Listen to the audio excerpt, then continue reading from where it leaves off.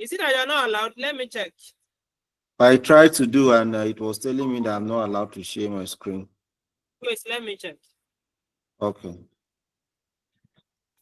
We are trying it now. Okay.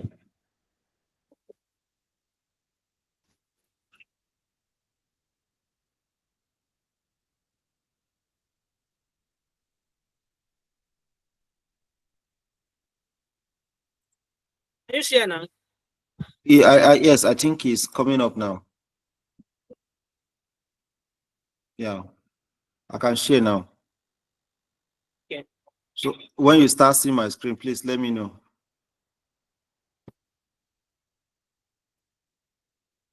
We can see it. Okay. I can see it. All right. Thank God.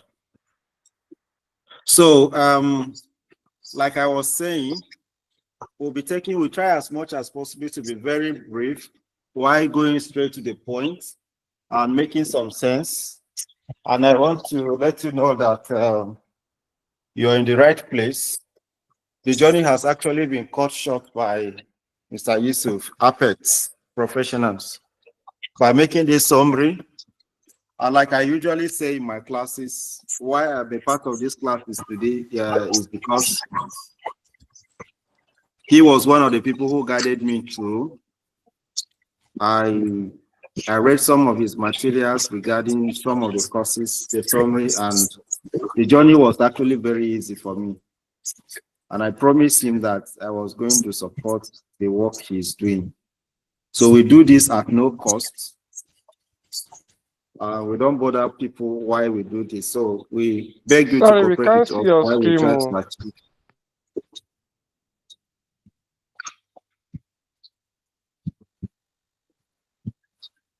Okay, I will stop and we'll share again. But I thought my screen was on actually.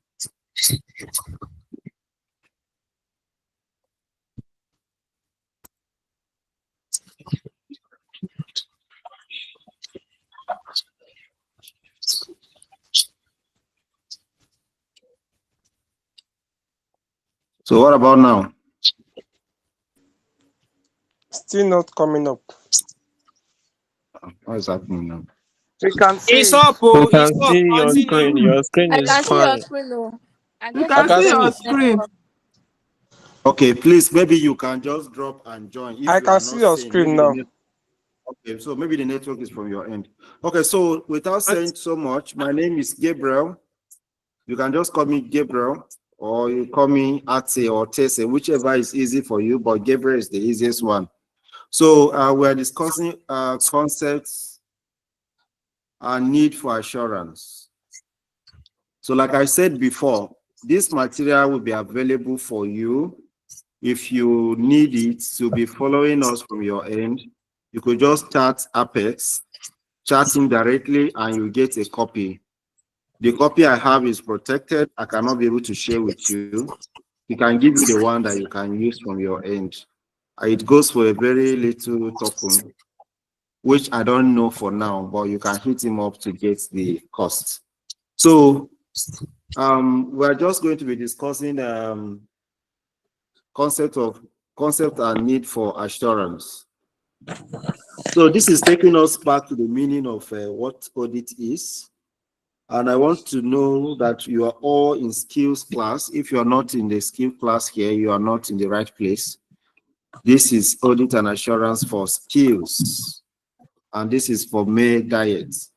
So an audit is an official examination of accounts of an entity or accounting system that produce that account by an external auditor.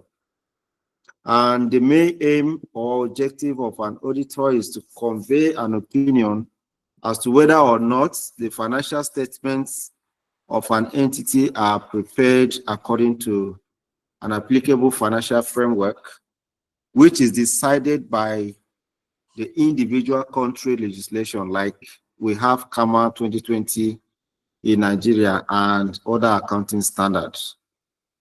So I usually will want to tell you that reading for ICANN is just reading like any other exam, reading for any other exam. the main objective should not even be to pass exam first. The main objective should be to understand what you're reading. If you really understand the basics to which you're doing this course, whichever way a question will come about, you will be able to tackle it. So understanding the very beginning of what auditing is very important. And you could believe with me that some persons have left university for many years now. If you meet them on the road and ask them what is an audit, they may not be able to get the definition. But in this class, we are not interested in whether you can cram, you can get the lines properly. What we're interested in, just get the underlying meaning of what the message is talking about. So when we say what is an audit, we are just saying it's an official examination of the books, of the account, or the accounting system of the company. And what is that really important to us? There are two basic things or three basic things, because we want to be accountable, because of the stewardship, and because of the agent-principal relationship that exists. That is why an auditor has to express an opinion for the stakeholders who are the shareholders of the company. Of course, by way of preamble, I want to tell you that maybe the owners of the companies are different from the company itself. And the owners of the company are necessarily not the one who run the company. Therefore, they need to provide stewardship reports. They need to provide account of what they have done over a particular period of time. And they serve as agents who act on behalf of their principal, which is the shareholder. So as a result, the shareholder cannot just accept what the directors are just providing for them in terms of the financial statement they prepare. That is why they need a third party who is independent in his own capacity to be able to confirm that, yes, what you said you have done is actually what is there. And this is supported by the Sir, laws of different countries. Yes? please, sir, can you recap on that principal aspect that is the principal of your, as a I'm what do just you experience giving based you on the an principal? introduction. By the time we go to the third paragraph, you will Yeah, see it in detail. I want to understand who is a principal Okay. in based on the Hello, Okay. organization. Mr. Innocent. Okay. Can we Okay. suspend all questions till after class or when he allows, so that you can move faster? Okay. Yeah, that's good. Please continue. But since And you have, Mr. Gabriel, you can okay. zoom. You can zoom your Okay. My screen, yes. right? For the advantage of people Is it that are better now? joining, yes, it's okay like this. It's better. It's better. Okay. Thank you. Okay, that's fine. So I am talking about, let me just answer him. When we talk about principal, we mean somebody who send you to act on his behalf, on his behalf. So you become an agent, while the person who employ you to work on his behalf become your principal. So by the time we Okay, sir. proceed, maybe that question will Thank answer you, by sir. itself. You're Thank you, welcome. sir. Why? Oh, sorry. Why I really want to be clear on this is because in the last diet they asked the principal, agent, and stewardship. That's what I want to be clarified. Okay. Thank you. So thank God. So you will get this note at the end of the class. Try and get it on time, so that whatever you do for every day, make sure you chew 3 to 5 pages before you sleep. That is just the logic, nothing more. So an audit of a company records an account is necessarily because it's a company. The owner of the company is different from those that manage or control it. That is, shareholders owns the company, but directors manage and control the company. That is the point I was trying to make. So the director have a stewardship role because they are agent to the shareholders, who are the principals, or who is the principal, or who are the principal. This is affirmed through agency law. They look after assets on behalf of another party. So they should be accountable for the responsibility that that is what brought about preparing annual financial statement. which are presented to the shareholders for approval. However, the shareholders do not only accept anything given to them arbitrarily. That is where auditors came in to play a very, came into play and to verify what the directors are bringing forth and to ascertain whether they are true and fair. So that is just the point I was trying to make. So for the fact that I employ you, become my employer and my employee, you know, in a company, you have the director, you have the COO, you have the CFO, you have different kind of positions. They are all acting on behalf of a group of persons. Let's take bank, for instance. The owners of the bank may not even spend a day in the bank for the whole year, but they are the ones that have majority shares, right? So at the end of the day, it's expected that accounts will be prepared and reports will be rendered of their stewardship, of how they have managed resources or the resources entrusted to them over a particular period of time.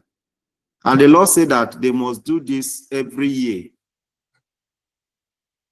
So audit is a statutory requirement for many countries. Just like in Nigeria, CAMA is required that all companies prepare and render their account, audited account every year, and even file with the CAC, which is the body that governs the conduct of companies in Nigeria.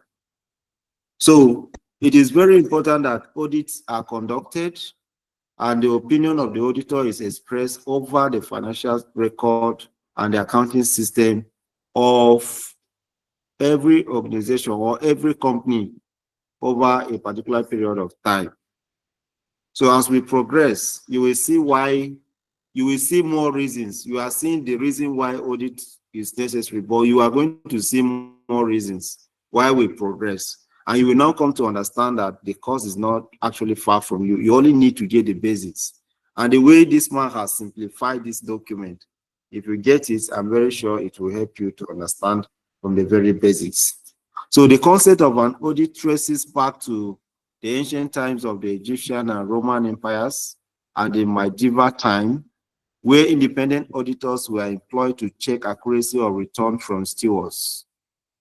Over time, annual audit was developed as a way of adding credibility to the financial statement. And statutory audit is a key feature of company law throughout the world. So when we say ignore something, ignore the note here, it's just a mistake. It's just a mistake. When you're reading it, just remove this note from your head. So what we are saying here is that audit do not just happen. Everything has a history, and this is the history of audit. In the time of the Roman empires and the Egyptian, whatever, people were forced to pay tax, and some persons were assigned to collect tax on behalf of the authorities. And at the end of the day, they were supposed to render account to their empire, to the emperors and the kings. So the auditor was appointed to be able to check what they are remitting to the emperor or to the government of the day and what they claim they have collected. So that is where the whole audit started. So a very neutral individual will be appointed to checkmate those people who were assigned on different regions, different counties, different provinces to collect tax on behalf of the emperors or the governor or whoever the king or the ruler is. So this is where audit got its leave. Then over time, things keep evolving and people got to become more aware of civilization took place, and this was remodified and brought about a full-fledged auditing system. And the essence of this is just to add credibility to whatsoever the person rendering account has claimed to have presented. And over the time, as things evolve, countries and regions saw that it was necessary for them to make this a law. When you say something is statutory, it means that it is required by law, isn't it? So for every country in the world, you will discover that auditing financial statement of companies is a law. I don't know any country in the world which does not require companies operating under their jurisdiction not to prepare audited financial statements. It's a compulsory feature in every country of the world because there is no country that does not do business. And as long as money is involved, there should be checks and balances. So this is where the whole audit system or the issue of auditing came about. So if you understand from this very basic, then the journey will be easy for you. So the auditor report to the shareholder and are independent of the directors or management who prepares the account. So your external auditor is not supposed to be subjected to any form of control by any of the directors or any of those charged with governance or any of those connected person to the company. And I promise you, by the time we progress to other subsequent chapters, you will understand all this issue of independence and the rest. So independence of an auditor. The external auditor must be independent from the directors. If not, his opinion is likely to be influenced by the directors, and that will render his reports valueless. In contrast to that of external auditors, internal auditors may not be fully independent from the directors or management of the company because they are also staff of the company. Though if they are competent, they may be able to achieve a sufficient degree of independence. So in this same course, in as much as we are talking about the external auditor, we'll be talking about the internal audit, and we'll also be talking about an internal auditor, and you will see the difference between an internal auditor and external auditor. So basically, their responsibility are not really the same. They may be the same, but the outcome may not be the same. Why the auditor and the external auditor prepare, do an audit to satisfy the shareholders, the internal auditor prepare his own report and submit to the management or directors. So you can see some degree of differences. And that is why the auditor may be sometime or at most is subject to the directors or the management of the company. So as such, he may not enjoy 100% level of independence. Whereas the external auditor does not care because he does not belong to your company. He gives you a bill and you are able to meet up with his conditions before he can take up a job. So he is expected to be 100% independent, and in any matter, his opinion must be an independent opinion on every subject matter regarding the financial statement of the company. So true and fair view or fair presentation.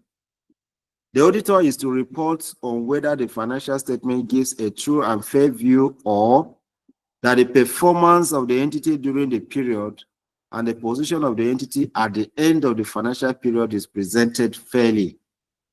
The auditor does not guarantee that the financial statements are absolutely correct, although the phrase true and fair view has no legal definition. It only implies free from error, and fair implies there is no undue bias in the financial statement or the way they are presented. In preparing the financial statement, a large amount of judgment is exercised by the management and directors. Similarly, judgment is exercised by the auditor as well in reasoning his opinion that the financial statement can be relied upon and have been properly prepared in accordance with the appropriate financial reporting framework. So what we are just saying here is that the auditor is not the one who prepared the financial statement. And as a matter of fact, it is only those things that are brought to the present to his notice that he is able to express an opinion over. So he cannot say, or we cannot say that the position of the auditor has made everything truly correct or absolutely correct. There may be issues there, here and then, because even the process of preparing financial statement has to do with some judgment, some level of professional judgments. When you come about talking about when you talk about maybe selecting a depreciation policy or evaluation, a lot of things are decided based on professional judgment. So you may not really get the substance for you to say that, okay, if you say it is one, it is one. Because different standards provide different treatment to different items of financial statements. So, and as a result, the approach Mr. A may use may differ from the approach Mr. B will use. So there may be this variation here and there. But what we are saying is that at the end of the day, if there are no substantial evidence or if there are no substantial discrepancies that make the whole financial statement incorrect, then the auditor can go ahead and issue a statement of true and fair. After he has checked the record and he's sure that the presentation was made with faithfulness and there was no any intention to mislead anybody based on information available to the auditor, he can now express an opinion. And of course, the auditor also exercises some judgment because he had to weigh some conditions that would have made you to have given your judgment. And this is not just taken from his own side of the story. He had to confirm them using the appropriate financial reporting frameworks. Are you talking about the IFRS or you're talking about the AIS? The IS. So whichever one you're using, the auditor has to confirm his judgment to a particular standard that describe the treatment of a particular item. And that must be done in a professional way, not because you do not like the directors of the company, you don't like the accountant of the company, you don't like the CFO of the company, so you want to express an opinion. No, you cannot do that as an auditor. Everything you do must be documented. There must be facts that every ordinary person must check and say, okay, yes, what your judgment you have passed is in good faith and not to incriminate anybody. So concept of materiality. Auditor uses this concept in reaching his opinion as to whether the financial statement presents fairly in all material respects the financial position and performance of the entity. Information is material if, on the basis of financial statement, it could influence economic decision of users if omitted or misstated. Auditors work with materiality, which means that he will not aim to examine every number in the financial statement. He only concentrates on more significant items in the financial statement, either because of high value or there is a greater risk that it could be misstated. So this is one of the judgments that the auditor exercises. In the auditor's decision, he decides on the items that are material. And the definition of materiality just simply means that those items that if left untouched or if not properly checked, if there are mistakes or errors around them, it will influence the outcome of the financial statement and may even mislead people who want to use the financial statement for any kind of economic decision. by way of either investing, acquisition, or whatever kind of economic decision you want to take. So by doing that, the auditor consider what and what is material and what is immaterial. And this goes to say that it is not possible most time for an auditor to go about checking 100% numbers in the financial statement. For instance, you have a company that has branches, a group of company with a lot of branches. Okay, imagine you are auditing Zenith Bank, for instance. Is it possible that you can check all the figures? How many auditors will you need? How many staff strength do you need to do that? So the auditor may be forced to sample some items in the financial statement to which he thinks the post, maybe they may pose a greater risk if they are misstated. Or maybe he could select those ones that he thinks if there is any issue with them, it will affect the outcome of the whole financial statement. So these two reasons are the basis for auditor's decision or judgment, sound judgment when it comes to materiality. Any questions so far?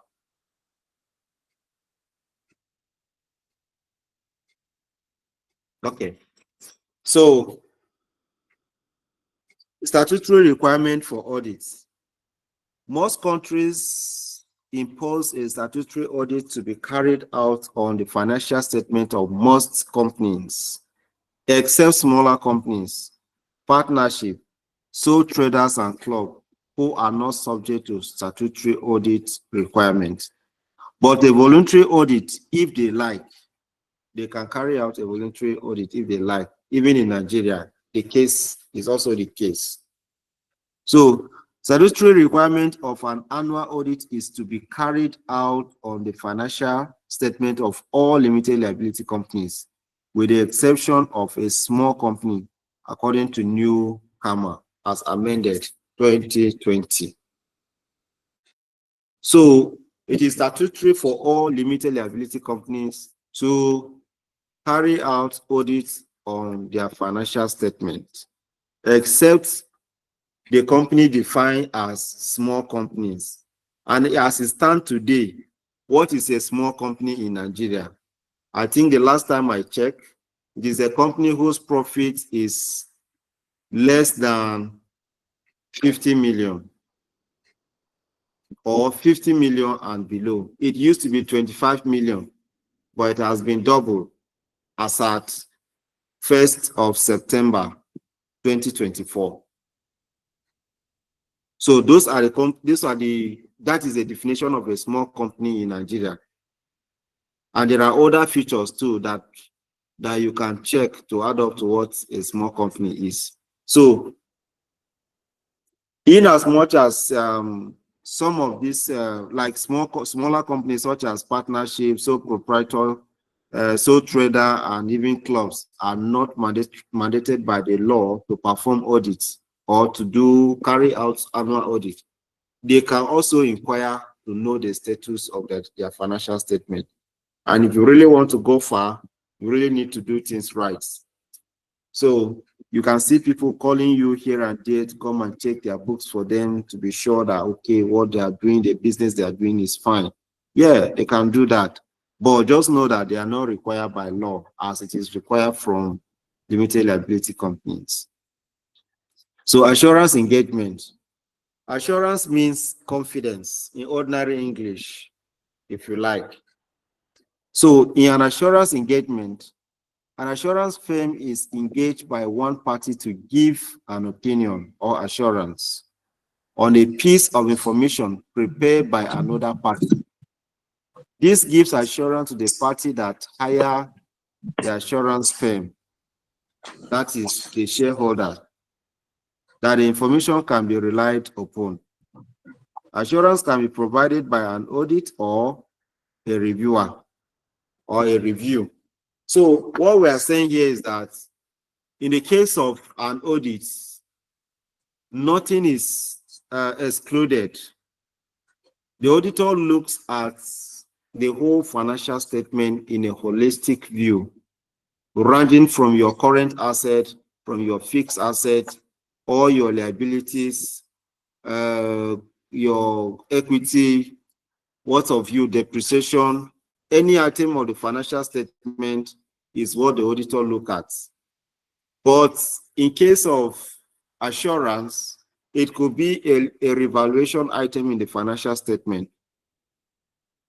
The shareholder may decide that we want to ascertain whether this item actually value so amount or so. It could be another thing like even a depreciation of an item in the financial statement. It could be any other thing. It could even be a recruitment within an organization, the process to which some persons were recruited. It could be an item of procurement. So the shareholder will just decide that, okay, we need an assurance. We need a reasonable assurance about this particular item. And they will call an auditor to review the process or to audit the process to see that, okay, the procedures that we have followed before arriving at the output were actually the one prescribed by the law. So you can see the difference between an assurance engagement and an audit engagement. So understanding the difference here is key. If you understand the difference, you can always write it in your words. And that is what ICANN wants. ICANN do not encourage you to come and cram this summarized note and go and start cracking your head that you must write exactly what is on this paper. But get the subject matter, get the points, get the difference between an assurance engagement and an audit engagement now, and just put it one side of your brain. Anytime you see it, anytime somebody asks you, the answer will come. And that answer will come because you've understand the basics here. So a statutory audit is one form of assurance which makes the shareholders or other users rely on the information presented in the financial statement.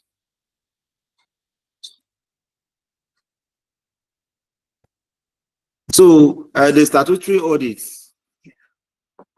is also a kind of assurance that will make the stakeholders believe that the financial statement before them is a document they can rely on and to which they can make some informed economic decisions. Any other user of it could be a financial analyst, it could be an investor, it could be anybody who wishes to use general public, it could be somebody from the government, it could be tax authority. So any user that deems fit to use your financial statement can rely upon because an auditor has expressed an independent opinion. So level of assurance, degree of assurance that can be provided about the reliability of the financial statement of the company depend on the amount of work performed in carrying out the assurance process and the result of that work.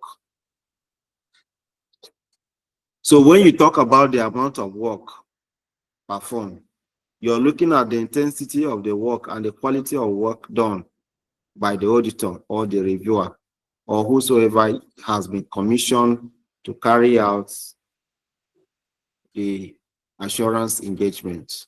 So the degree of work will give you confidence that yes, you can rely on this 100% or not. Then the results, if the result also provides that you can depend on the outcome of the work of the assurance engagement, then you can go ahead and rely on it. So those are the two levels that you can use to measure whether or not you can, the assurance engagement provide a reliable result based on the information provided in the financial statement. So the two levels of assurance falls into two categories: reasonable assurance and limited assurance. So for reasonable assurance, a high but not absolute level of assurance provided by the practitioner inclusion which is expressed in the positive form. This is the objective of statutory audit, to provide reasonable assurance and not an absolute one. So we are still saying that for the fact that the auditor is not the one who imputed those figures, or who write the payment vouchers, or even who contracted the procurement officer, or who even put up those operating standards within your company, he may not be the one. Even if he's the one that put up those operating standards, he's not the one who carry out those functions. So you cannot say that the assurance is absolute. In fact, if you ask me, I will tell you that it is only God that has absolute say about any matter. As long as human is involved, nothing is absolute with human. And that is just the facts. So it is only God that has the absolute say on any matter. So you cannot say that the assurance given by an auditor is absolute. Yes, it can be high, but it is not absolute. Things may differ in an insignificant percentage. And this is just because the auditor is a human being and he is limited by all standards to which he can be able to provide information, or he can be able to make informed judgment. So for limited assurance, a moderate level of assurance provided by the practitioner conclusion, which is expressed in a negative form. This is usually given to review management. So while the other one, the practitioner conclusion is about giving a positive conclusion, is expressed in a positive form. The limited assurance, the conclusion is now expressed in a negative form. So this is just one difference that stands out when you are discussing reasonable assurance and limited assurance. Just understand that when an auditor is giving a reasonable assurance, the conclusion is that everything is okay. It is in positive.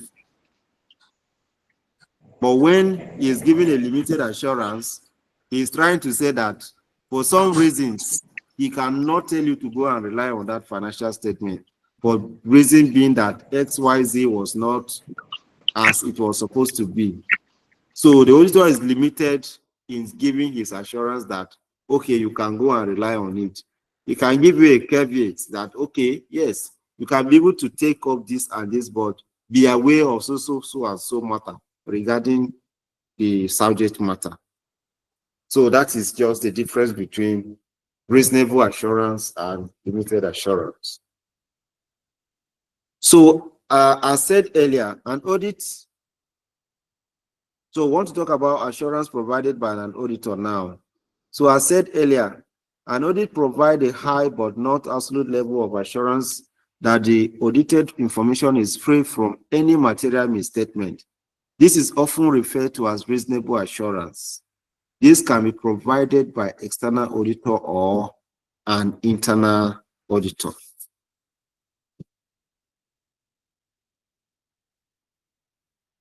So here the auditor is saying that you can go ahead. The information presented before him for auditing are free from any material misstatement. So in that case, it is referred to as a reasonable assurance. Everything is positive. You can use them depending on your need.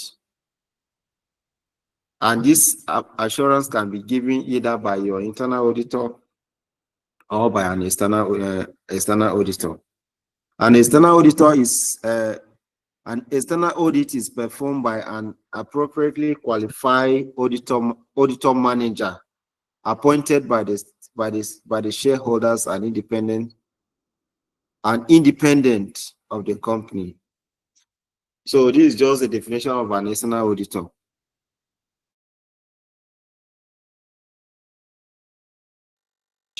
Appointed by the shareholders and is independent of the company. So take note of qualified, appropriately qualified, then is appointed by the shareholder and is independent of the company. So if I were you, I can just go and just note these 3 features. Anytime you're discussing who an external auditor is, if you mention these 3 items, no matter whatever comes, whether you're not able to join anything on it, I bet you will get your mark. Because it can never be said better than this. So an internal auditor is a function or department set up within an entity to provide an appraisal of monitoring process as a service to the senior management of the entity. Internal auditors are typically employees of the entity. However, some entities do outsource their internal audit function to external audit firms. Many of the practical auditing procedures that will be discussed later are the same for both internal and external audit work.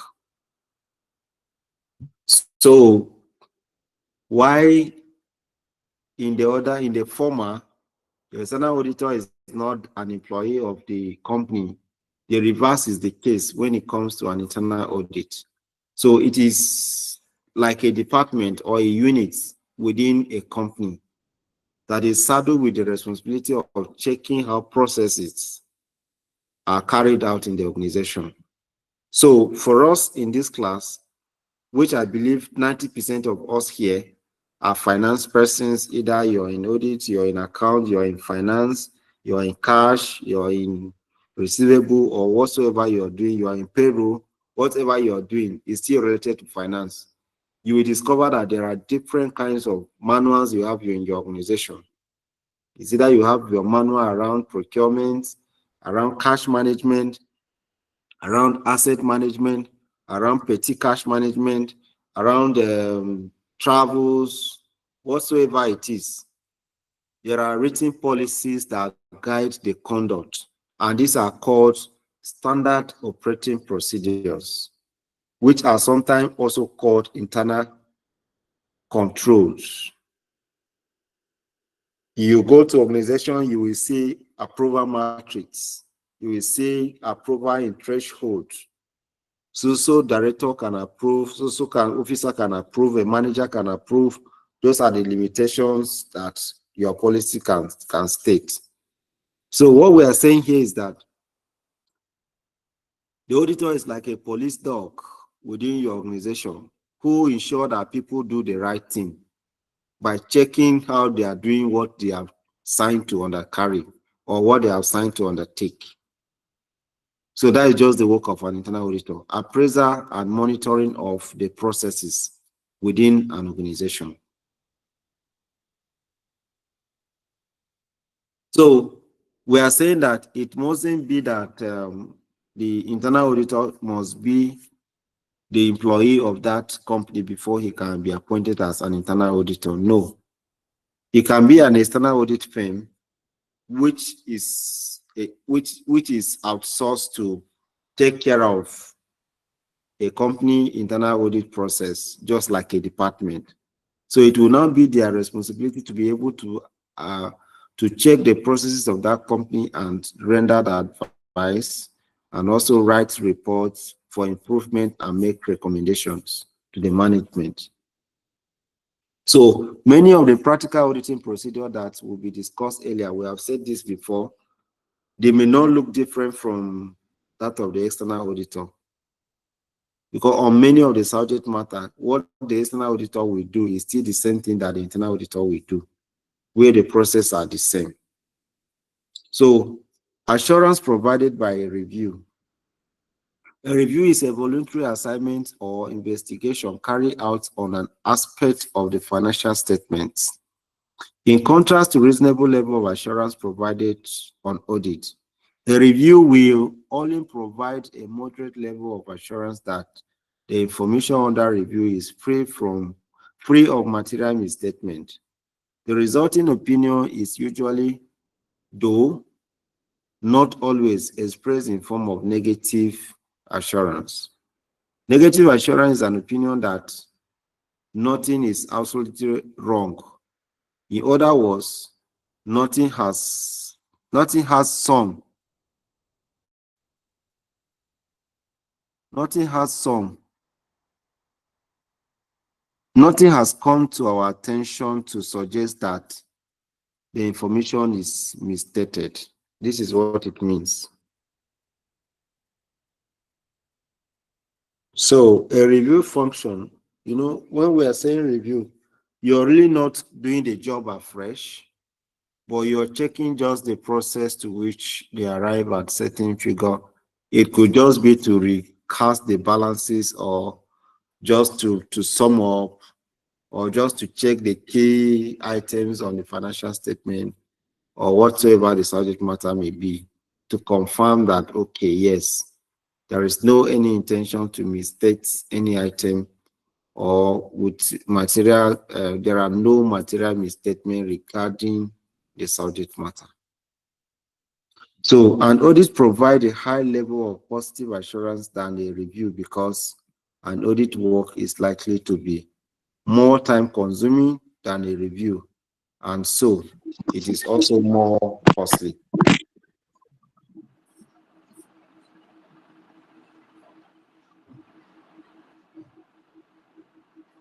So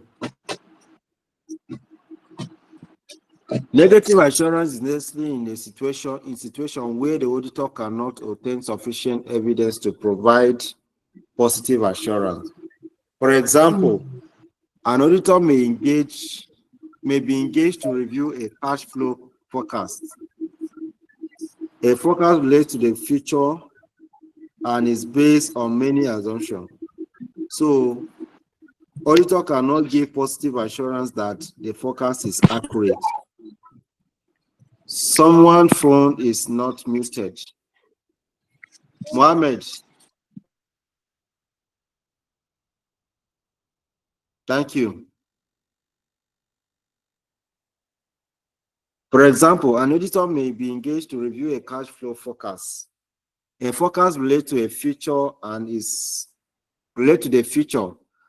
based on many assumptions. So auditor cannot give positive assurance that the forecast is accurate.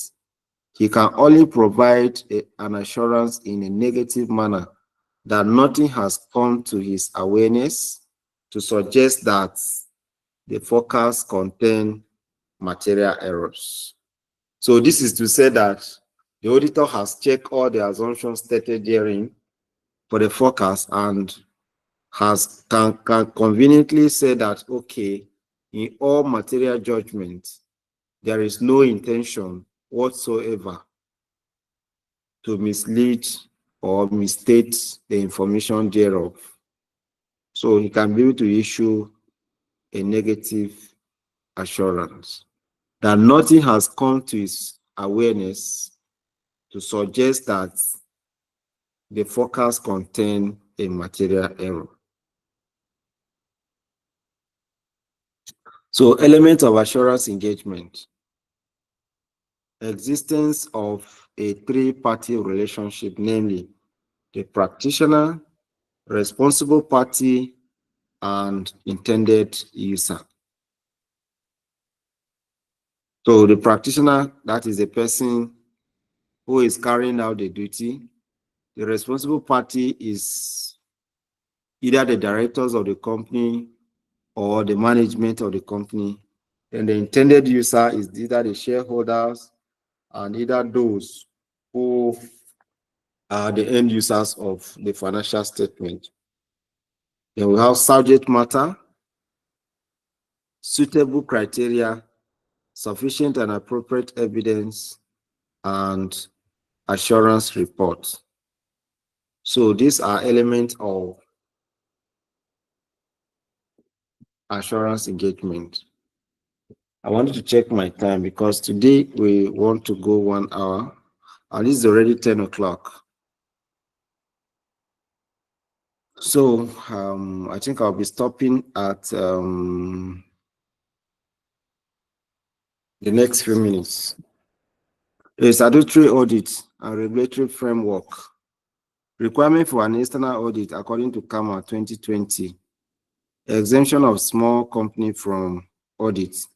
Although an audit is an audit, but it differs significantly between clients, the size of the client, and then the audit strategy adopted. And this means that it can be able to provide different results, maybe because of the volume of transactions or the size of the manpower of client A may not be the same with client B, and this can influence the outcome of the audit. And also, the audit strategy that Mr. Auditor A may adopt may not be the same with the Auditor B, and this can also bring about a different outcome regarding the type of audit opinion that you will get. So smaller company may require a very different audit approach from large entities. The same way, we have separate IFRS for small SMEs. Same argument arose for their audit exercise too. So in the application of International Financial Reporting Standards, we discover that there are specific standards assigned to some small companies, for instance. So you will also find specific international audit standards assigned to specific issues. And this argument has been on. So when you go further, even right now, I know when you read your book, you will see in your pack, you will see some is a 200, is a 300, is a 210. All of them, they are called international auditing standard. They prescribe particular judgment regarding specific matters, and those are standards that govern auditing. So just the way you have IFRS, so and so, and you have International Accounting Standards, so and so, addressing particular matters, that is how you have it also in auditing. So, argument for exemption for SMEs. Audit costs are high. Such resources to be spent on audit could be spent by smaller entities to obtain more useful financial services or even increase their capital. Then filing deadlines for their accounts are often longer or long after reporting dates. By the time they will be submitted, the audit is already outdated. So many countries allow them to publish abbreviated financial statements.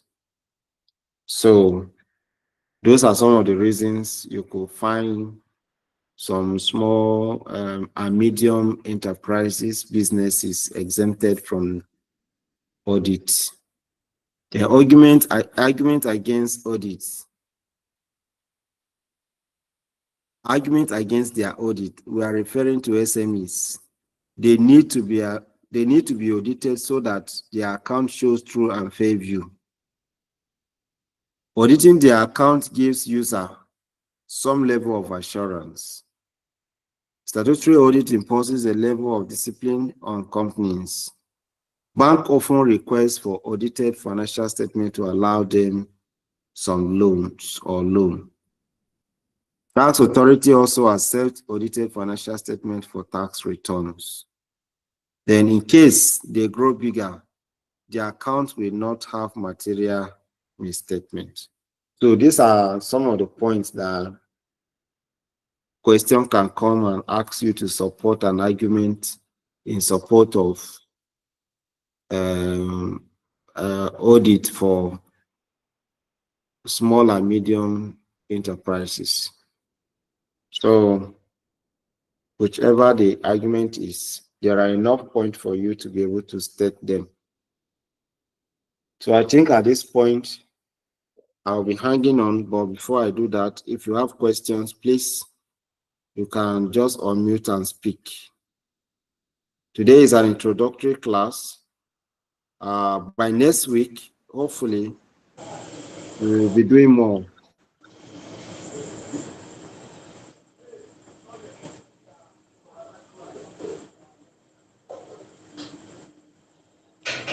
Any question from anyone?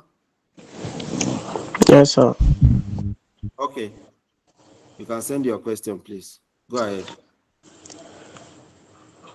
Okay. Sorry, can I talk? Yes, go ahead, please. Okay, thank you. My question is, during the audit process, does it mean that if,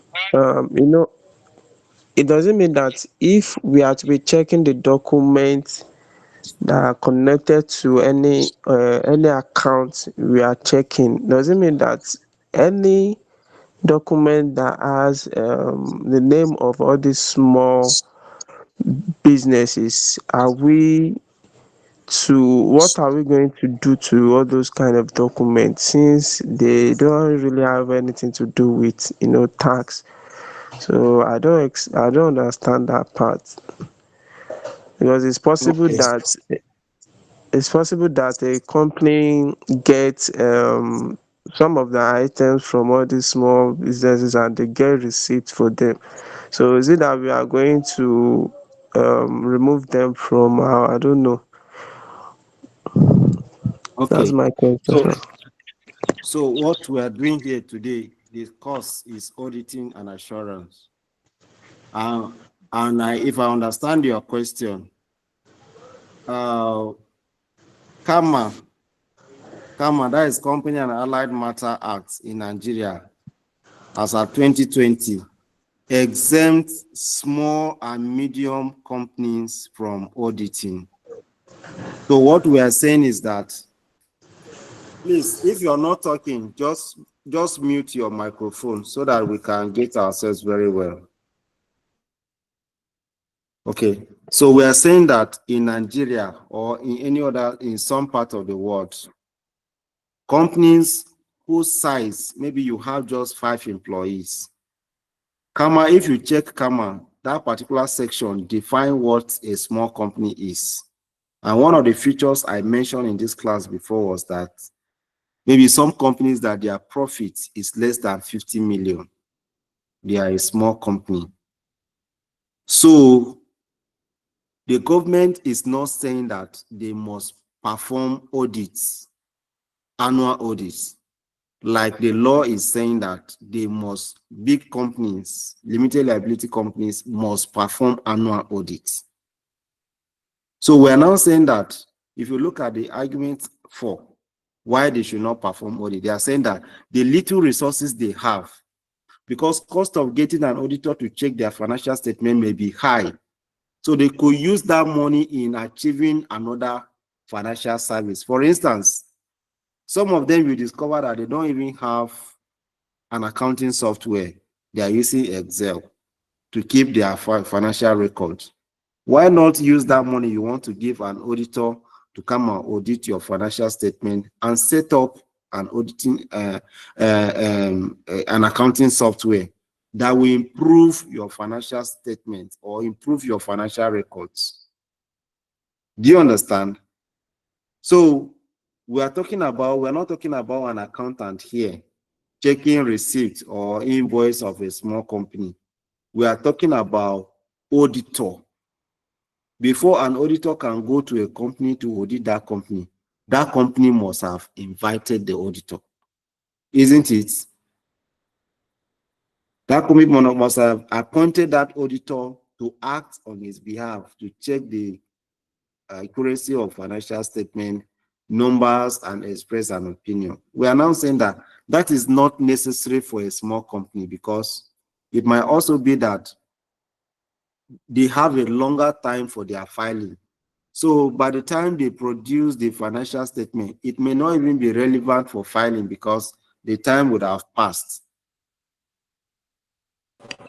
And yes, and sometimes in many countries, why the big companies are required to provide a detailed financial statement, it is not required by small company to provide a very detailed financial statement. So they can just give some heading. That is why they say abbreviated. So it's an abridged kind of financial statement.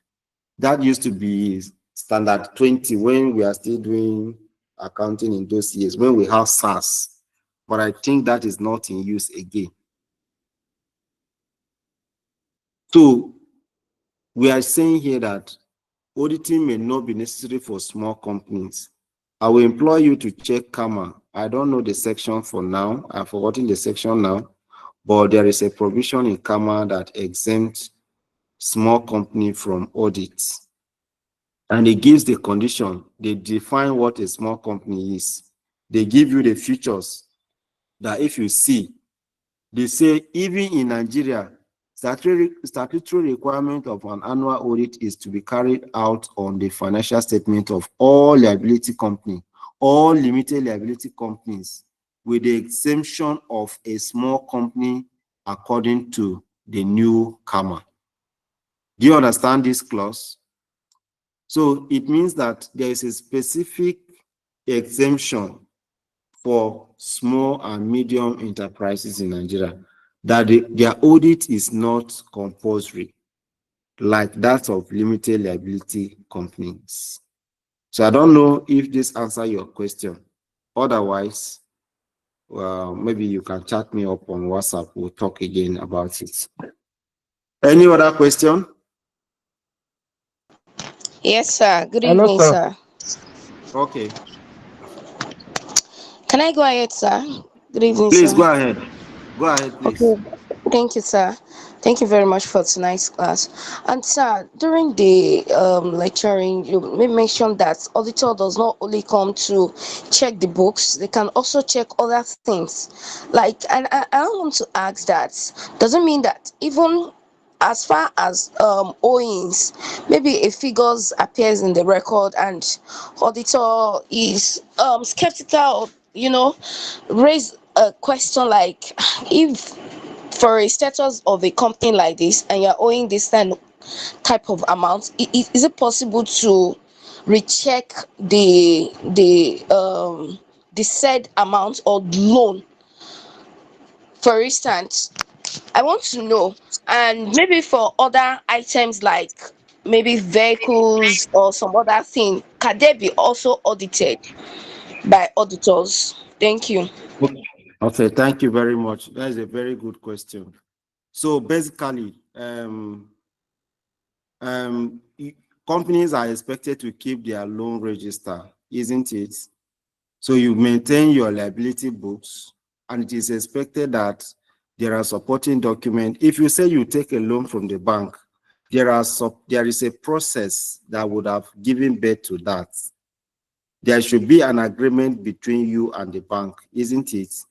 There should be the loan tenure, the rate to which you are going to pay the interest, the repayment arrangement, how many installments, and all of that, the interest you are going to pay. So if an item of loan appear in your bank, you know it's a balance sheet item, isn't it? The auditor, of course, will query it. And if it is of high value, the auditor will request for all the agreement. And if it does not get satisfactory response, the auditor can go as far as meeting the bank officials to be sure that yes, that loan actually exists. And of course, I'm very sure you would have heard something called creative accounting. And that is one of the ways to which people can hide money. They will say they have taken loans, so this and that, of which they are just hiding money somewhere.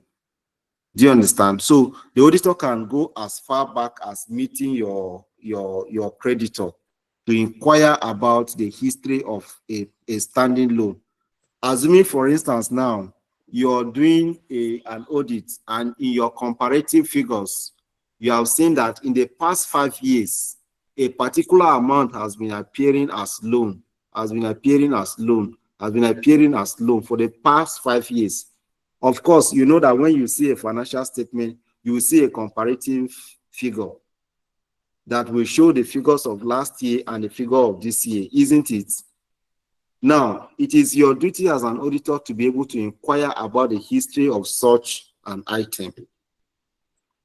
Then talking about other assets, being it equipment, being it motor vehicle, being it building, being it land, being it any sort of other property, there is something called verification of assets. It is also within the scope of an auditor to verify your assets. And the auditor does that because it is expected that every company will maintain an asset register. The asset register contains the date to which the asset was bought. The number is tagged and assigned to that asset, the value to which it was bought, the depreciation percentage attached to it, and every other detail that concern that asset. So the auditor will verify those register against the physical assets. So if you say you have 5 cars, the auditor will inquire to cite them. And as a matter of fact, and as a matter of good practice, it is expected that every company will do asset verification every year, at least 1st of January or the first day of working day in the year. Every company is expected to carry out asset verification and file it. So when an auditor comes, he will request for your asset verification list. And when he gets it, he will now say, okay, let's go to site. Okay, maybe you say you have a site where you have generators, you have plants, 5 plants. The auditor can decide to visit them, to cite them. In fact, an auditor can go as far as saying that he wants them to start them, let him know that they are working or not. Because you may say that they are actually working, whereas they are scrap, just hanging there. Even vehicle, the auditor can request that you should start the engine, let him hear whether the vehicles are working or not. Do you understand? So the work of the auditor is not limited to some certain extent, because as long as he is concerned that this item will misstate the outcome of the audit, he is willing to do that. But the concern here is more on the financial statement. Okay, for instance, you make a claim that you have purchased new cars and you include those figures in the financial statement. The auditor can inquire to see those cars. Do you understand? So that is the answer to your question. Thank you. Thank you, Any sir. other question? Sorry, sir. Can I ask? Yeah, evening, sir. can I ask a question, Go sir? ahead. Go ahead. Yeah, you during your lecture you spoke about the small company. Yes. Okay. In the case of auditing, I learned that Yes. there's in a small company they are being exempted in auditing. I don't know if you can prove if I don't know if the topic on its own or if it's under this topic that small company that is being exempted from auditing. What are the criteria? Because I saw it in like a 2 days ago. That's what I'm asking. Okay. Okay. Maybe you didn't see when I was highlighting that portion. Okay. Look Okay. at this. Look at it here. Can you see my screen? Yes, let me zoom it. Yes, Okay. I can see it now. Zoom. Okay. Yeah, Now I'm seeing it. I am going to read this full paragraph. It says statutory Okay. requirement for audit. Most countries impose Okay. statutory audit to be carried out on the financial statement of most companies, except Okay. smaller companies. Do you understand that? Okay, sir. Partnership, sole traders, and clubs who are not subject to statutory audit requirement, but they can do this voluntarily if they want. However, even in Nigeria, look at it, even in Nigeria, statutory requirement of annual audit is to be carried out on financial statement of all limited liability company, with the exemption of small companies according to the newcomer as at 2020. Do you understand that? Yeah. Now, the But question you should be asking me is that, what is a small company? What are the features of a small company? Do you understand? Yeah, but sir, the way they put the question, they say, what are the requirements of for a small company not exempted to be audited? As in, what did they not meet up to the what make it be a small company that it cannot be audited? I don't know. So Unless I that is what go I'm back. saying. That's what I'm saying. Now, if Okay. you come here, they are just Mm, asking you for this. They are just asking you for argument for exemption of small companies and small okay. medium enterprises. They are saying that the audit costs are high. So Okay. Now I get. a small company pay Deloitte to come and audit their financial statement? No. Do you know how much does it cost to engage a consultant from Deloitte or any of the big four per hour? Some of them, their hourly rate is like as far as 500,000. Can a small company Wow. afford that? Can a small company afford that? No. So No. also the filing deadline for their account are often long after reporting dates. Do you understand? So by the time they will submit their report, it will be out of use. It will be outdated. So instead of investing Okay. small resources in audit, why not put that resources in maybe improving one of your financial services? Maybe you have been keeping manual accounting record. Why not use that resources and buy an accounting software? Or even hire a professional, a qualified accountant, instead of using somebody who read CRS or RK somewhere to be keeping financial record for you. Do you understand? Because it is not Yes. required by law. It is not required by law, so it's not compulsory. Do you understand? It's optional, it's voluntary. So instead of Okay. you spending that money for business, you have to be wise.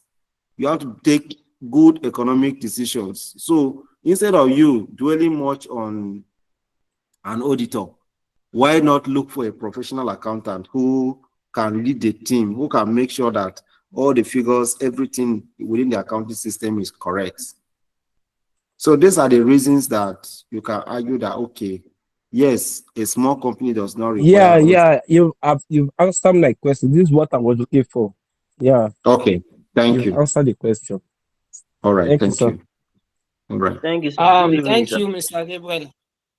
Thank you, sir. Good Any evening, Draw other the sir. curtain. question? No. Can Yes, we draw the sir. curtain here, please? Okay. So I So dropped every my other name. question should be to the group.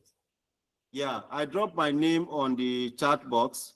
You can check me out on LinkedIn and we can always connect in case we don't meet in the next class. So thank you very much and do have a wonderful night They rest. can also use the group chat. We open it so that you can ask your questions. Okay, that's fine. So you can drop your question. Even Mr. Apex is also on board to help in providing some of the answers that you may need. So just go ahead and drop your question. We'll type them out and you get feedback. Thank you very much and Thank you, rest well. Mr. Gabriel. We are so happy. Thank you, For chapter sir. 1, did you finish it? Sir, no. Okay, you will No. continue. Okay, no problem. Yes, we are still going to continue in our next class. Sir, A how do long we get chapter. the Okay, no material, problem. sir? Yes, I It think is, some you people can were reach out putting to in the me. chat. Some people were putting in the chat. So chat our chairman directly, Mr. Apex. You can see the You number. Let me call the number for you. 081-690-69670. Just send me a WhatsApp chat. And you can get and it's a sin for the, you to get this the material and share with somebody. The summary is at an affordable price, so you can reach out at any time to get it. So Mhm. I will implore you guys to not compile your studies. Please, as you do all this, study on time. If you have any challenges, reach out so that your tutors will attend to them. Thank you all for tonight's class. We meet next class. Tomorrow, your other tutor will take you. Audit and Okay. assurance. So thank you so Good evening, much. sir. There's a question in the chat room. Yeah, that's what we said. The person that asked question on the chat room should take the question to the group chat on WhatsApp. All right, sir. Thank you, sir. Thank you, sir. Yeah, good Okay. night. Sir. Good night, sir. All right. Thank you. Good night. Bye. Bye. Good night.